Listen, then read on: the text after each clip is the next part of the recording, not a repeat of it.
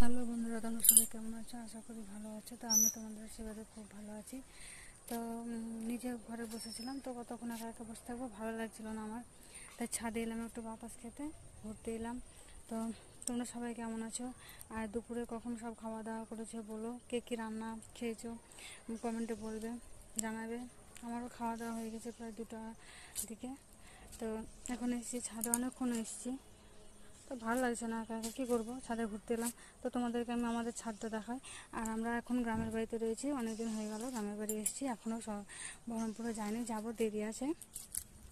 তো এখানে আমি রয়েছি। তো আমরা তোমাদেরকে ছাদটা আমি দেখাই।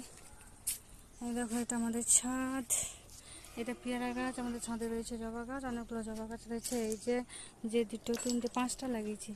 এই দেখো, দেখতে পাচ্ছ বন্ধুরা, লাগিয়েছি, সবে লাগিয়েছি। এই দেখো, আর এই দেখো নিম গাছের পাতা পরে ঝাড় দিই, তবুও ঝাড় দেওয়ার পরে এরকম নোংরা হয়ে থাকে। কতবার ঝাড় দেবো বলো?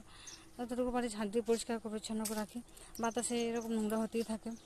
তো বন্ধুরা, যারা আমার ভিডিও পছন্দ করো, তো লাইক কমেন্ট করো প্লিজ, পাশে থেকো আর ভালোবাসা দিও।